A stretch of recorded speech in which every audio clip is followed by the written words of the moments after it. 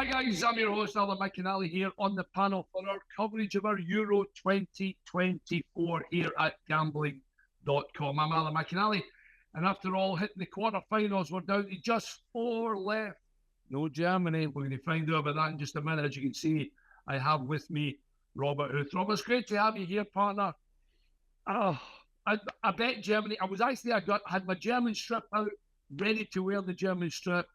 It's not Me going too. to be the case. Yeah, you must be so. I mean, extra time. You probably thought you were going to go through after the momentum when you scored so late on in 90 minutes. Yeah, I think once we scored the equaliser, I thought this is it. You know, we're gonna get the winner. But it just wasn't to be. You know, we had plenty of opportunities to score. It just wouldn't go in for us. Burke had a few opportunities to score. Obviously, the late header that he missed just to the side of the post. And then it's a cool game. You know, they sort of put the ball in the box. Scott with a fantastic header.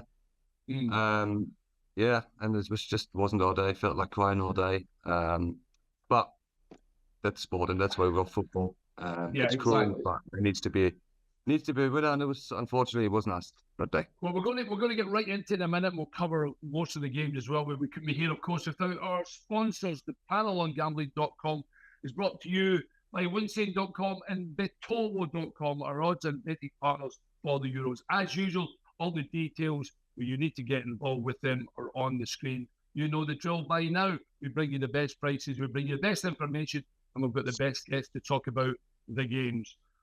Where will we start, big man? The ref. Yeah, ref.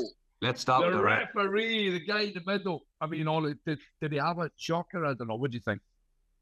It's scandalous.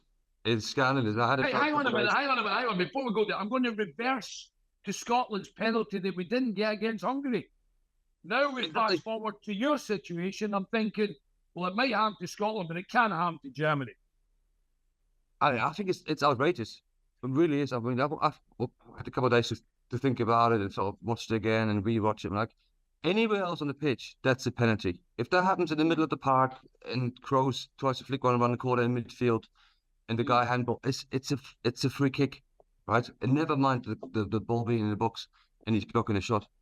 I mean, watch his face, Cucurella's face. He's like, he knows right away. He's like, oh. He knew. Just like, it's just too obvious to give. You know, sometimes a decision can be so obvious the ref's got to go, well, isn't it? And it just felt like I was just waiting for the whistle. And then when you saw the replay, and for them not to go back and have a check on VAR, it's just scandalous. I just don't know how to say it. And then obviously, sorry to interrupt, but when we played Denmark, we get a penalty when the guy Anderson touched the ball with the fingertips. Yeah, I don't know. Stop it. It's ridiculous. I'm just going to cut you in there, big man, because you and I as players, we want a definitive reason. Okay, they're giving us a reason. It hits your handball, it's a penalty. That's not the case. It's not the same for all the circumstances. Not even for offside as you as a defender who tries to get your craft in a position where, okay, we're all on a line here, we're all okay. We know that he's beyond us. I don't know that. I'm genuinely, seriously, I don't know the rules anymore, and I don't know who's interpreting their ideas or whether it's the actual rules. None of us know. None of us know. No, you spot on. I mean, the poor guy Anderson. Like, I watched the interview after the game. It's like, I don't know what to do. Like there was no.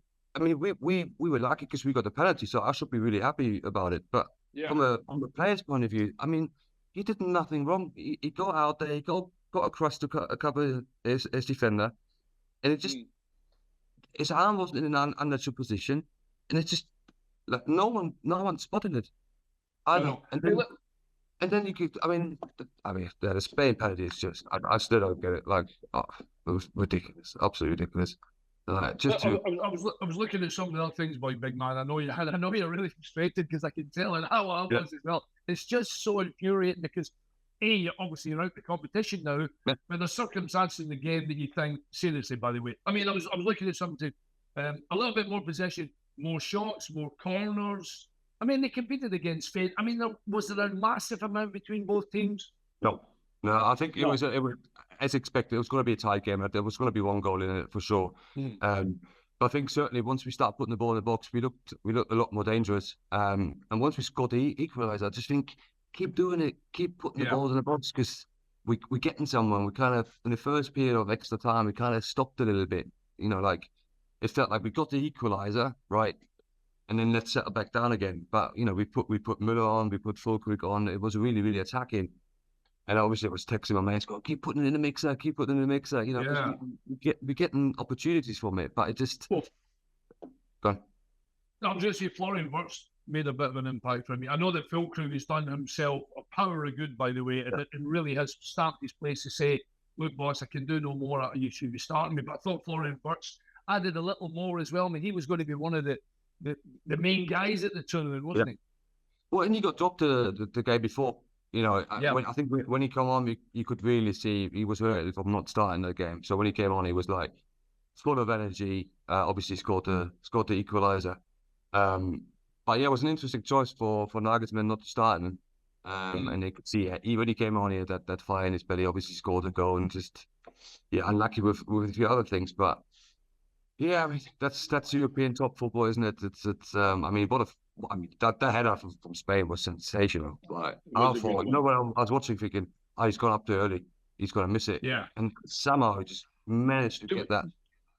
Are you having it? Because when the goal went in, big man, as a striker, I'm absolutely delighted, obviously. But I'm looking at Rudiger, thinking, are you dreaming there? Should he be closer? Should he have been thinking, hang on a minute, there's only one place that's going to come in here, and who's run about me? He was the first one I looked at, actually, thinking, how have they lost the goal then? Yeah, and I think you can see straight away when they score, you can see his reaction as well. He could have done a little bit better with it. I'm not going to be too harsh on him because I think he's been fantastic for us in the tournament.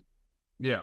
119th minute in extra time, his legs were a little bit tight, and it was a great ball in, and he just got it a little bit wrong, just a tiny bit, where he just stepped up, and then once the ball's over, there's nothing you can do. So I'll rewind you 30 minutes and then go, when you draw when they score on the what was it, the 90th, what was it, the 800th minute they scored, they equalised.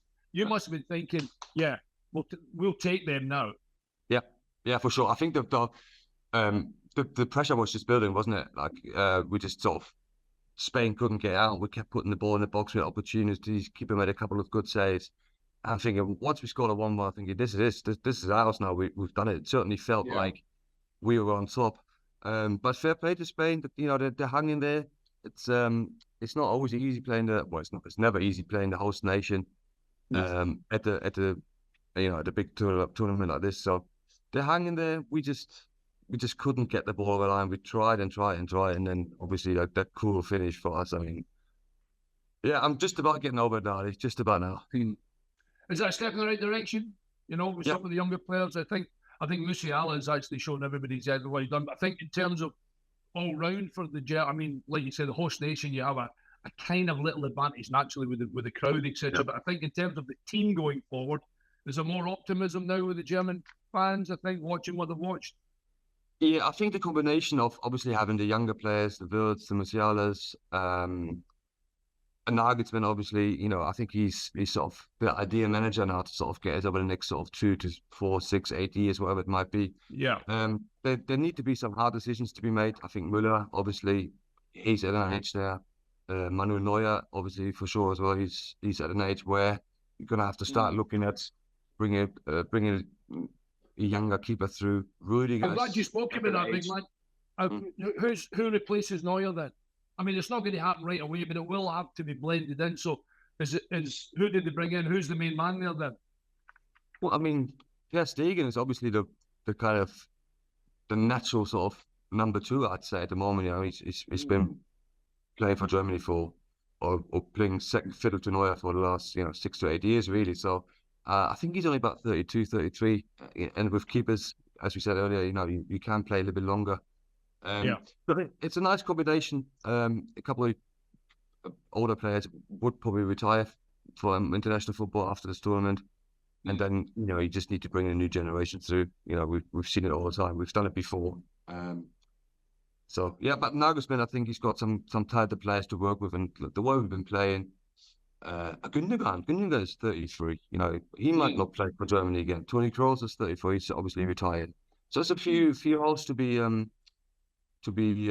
covered for sure. Yeah, exactly. All right, Spain move on. They will now face France after they face Portugal in the game. Basically, cancel the series. By the way, honestly, Portugal, France. I started watching it, and then I was flicking. I was like, I think I could probably miss 25 minutes and come back, and it's going to be the same. I mean, I wasn't overly impressed with either, to be quite honest with you. No, especially after the Germany game as well. I was thinking, oh, this is brilliant. Yeah. This is going to be the Correct. best day ever, wasn't it? But Correct. yeah, I mean, they're not going to change, are they? Let's be honest, France. They've been playing like that for forever, really. It's, that's how they get results. But yeah, it certainly wasn't a spectacle, that's for sure. No. Although I always feel like when I watch France, I always feel like they're just one or two passes away from being really, really, really, really good. You know, they keep getting chances and opportunities. And at the moment, they're getting over the line with being poor, basically, isn't it? But, you know, being poor and being in semi-finals is still a good achievement. I just feel like there's one more gear for them to, you know, for it to happen. I'm expecting them to have another gear every time I play. I'm watching. When they took Mbappe off, I was like, did they probably go at pens here? And I thought, it's just Mbappe not take penalties. I was thinking, what's going on here? What is going on? Yeah, and he certainly didn't look like he was struggling either before, was he? No. I was watching the game thinking, I know he's got a broken nose, and it's a bit uncomfortable. I'm sure you played with one, I've played with broken noses. Yeah, absolutely. I mean, but having said that, to be fair, remember the ball hitting the side of the head? It is really sore. Yeah. For a couple of minutes, and you're like, oh, gee, boys, I can't believe it. I'll be anywhere you don't want to be hit. It's kind of right there, isn't it? So, yeah. I can't believe he went off. Yeah, you definitely it brings tears to your eyes, isn't it? Once you broke, yeah. But I'd rather get kicked downstairs than take one in a broken nose. I'll tell you that right now. I'll tell you what as well. On the other side, Ronaldo, he didn't get taken off. Do you know what I mean? Like in terms of you've got two superstars of the game, and there was no way Ronaldo was going to not be on a. And Gareth Southgate took Kane off as well before the pens as well, which I thought was a bit strange. Now I know they want fresh minds, fresh in. We're talking about three people that you would probably say, right? Who can we? I'll pick him. Yeah, and it's Mbappe, it's Kane, etc. all the time, wasn't it? Yeah, I certainly was surprised for Harry to be taken off for exactly that reason. That, you know, he's the player to take, isn't he? If there's a penalty in the game, he takes it. But anyway, listen, it worked out for England. You know, the guys that came on for him, they put the ball back there from the penalty spot. They were fantastic. Yeah, Gareth did 100% the right decision because he won. One other game, Holland against Turkey. When Turkey took the lead, I was like, oops, because I bet Holland in the game. Actually, I think Holland have been gradually getting better as the tournament goes on. They look as though it's not the Rinus Mikkels team of, what was that, 1990, whatever it was, I can't remember. It was 92, 94, whatever it was. But it certainly wasn't that, 88, that's what it was. But they certainly look as if they're just getting that momentum at the right time. It was a good result against Turkey, wasn't it? Yeah, I think once they got into their stride, once they got over the shock of getting 1-0 down, I think that they looked decent. They had that shocking game against Austria where they've been really poor. Yeah. It feels a little bit like France. I think they're just getting better with each game. They're getting a bit more confidence. And they got some really, really good players. You know, let's not be lying here. They've got some quality in the team, both at the front and at the back. So yeah, I'll probably make him a little bit more of a favourite in the semi-final. I do think there's a bit more to go with them. But you know, talent-wise, they've got all the players. Yeah, exactly. And a little bit on England, and we know obviously they got through on pens. We're just speaking about it with Harry Kane being taken off. In terms of the way he made changes, Gareth Southgate, and a little bit the way they played, but it just seemed samey for me, Robert. I didn't see an awful lot of difference. The only thing was I don't know whether they need a kick in the butt to go a goal down before they go, oh, hang on a minute, let's go forward and let's get them under real pressure. And that was the only time that I was like, England are really good now. They look as though they're going to get an equaliser. Yeah. I think you're spot on, mate. I think it almost feels a bit pedestrian at times, isn't it? With the way they're playing and go, oh, quick, let's better go and get a goal. And it kind of, because the squad's so good and I have so many good players, at one point that luck's going to run out, isn't it? Where yeah, you play against a better team and they don't give you the chance to come back into the game. So far so good, but you're right. I think they looked a little bit sharper once they went behind, a bit more urgency. But it's difficult to switch. You played it for teams. You know, when you play, you can't just turn it back on. Once you do it flat, it's not like you're just gonna go, oh, what today we're gonna turn it on. It's a weird thing. Well, that brings me to a question in my head because I'm pretty pro Gareth Southgate, and I'm a bit biased because I know Gareth, known him for a long time, and I expected England to be more expansive. Exactly what you said. Do you think then that Gareth's been a little bit lucky because it's been individual brilliance by players at individual times? So the equaliser against Slovakia, a great goal from Saka. Otherwise, England are already back here.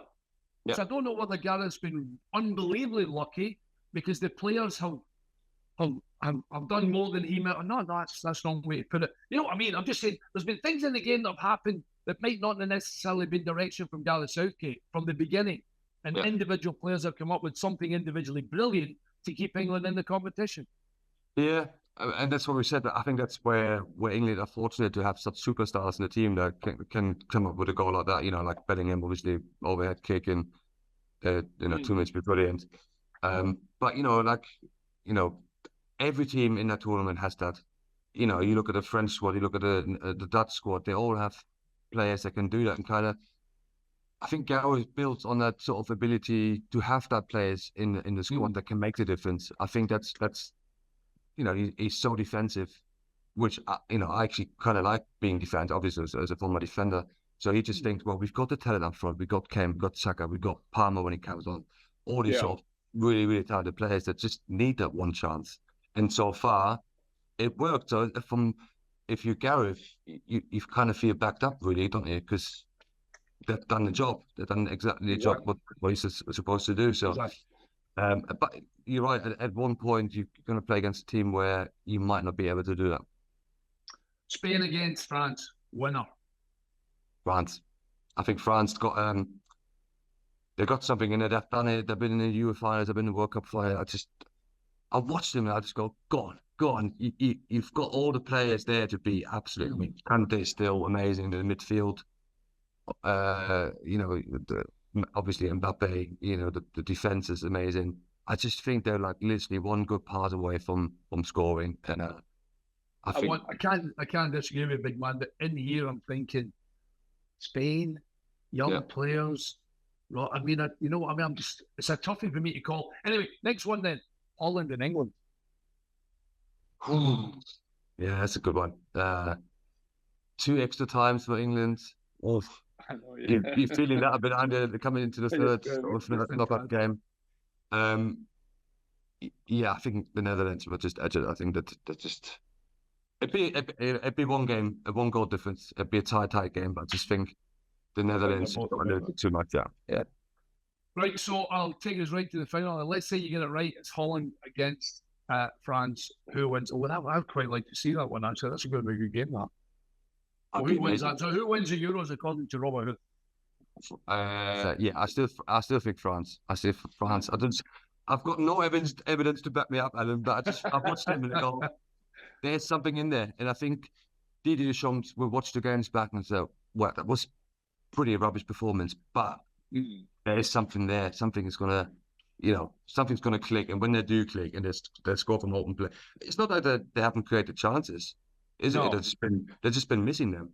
I know they've been made of they only scored from penalties or an own goal or whatever, but they've had the chances. It's just the fact that they haven't been putting them away. That's the only reason. Like, if you watch the games back, they could have easily won the games 2-3-0. Even against Portugal, they had chances to score, and it's just couldn't. So, I think France will overall win it. The Euros for me. Well, they've been pretty much fancied from the start. I know England have been favourites and probably still are, but I think France have been pretty much back as well. Listen, big man, thanks for so much for being with us during the tournament. You've been absolutely different class. Look out for Germany and the USA at the World Cup 2026 with a bit of luck. We're back, we're back in that one. We'll be back. So Scotland against Germany, we'll see you there. Don't worry about it. And they're back in a big way with a bit of luck. And of course, in 2026, it's in Mexico and in America. and in Canada as well. And thanks, of course, as always, to Betdepot.com and Winston.com as we research the business end of the tournament. Sure to check them out for your latest odds and specials. I think maybe if Winston and Betovo here at Gambling.com give me extra time, I think I might be collecting. I don't know. I'll also remember, don't worry, don't check on the screen. Remember for the top goal scorer, young player, and player of the tournament. Who would be player of the tournament now? Has it got to be somebody just from those last 4 teams, Robert? I think realistically, yes. Yeah, I mean, I've watched pretty much every game. I think Kante's been the best player for France. He's been brilliant. He's been so good. Ridiculous. He's been playing in Saudi, and he's looked like he's been playing, in the best league in the world. It's just, I mean, that guy, I'll watch him. This guy's unreal. And it's like, in a team full of superstars, he is the superstar. I know exactly. I think you might be right. I think if France win it, I don't think there's any doubt he's going to be the player of the tournament. I'd like to cut him down the middle because if you opened him up, I'm sure he's not human. It must be all the electronics and stuff in there because he goes and he just great, unbelievable, isn't he? Oh, listen, big man, it's been an absolute pleasure. It really has. It's been brilliant. Stay tuned to Gambling.com on the panel all summer for our coverage for our Euro 2024. And thanks, of course, to our betting partners, Metovo.com and Winsane.com for supporting us with all the odds as we go. Do check them out. Details are on the screen. And wherever you are, be lucky. Robert. Auf Wiedersehen.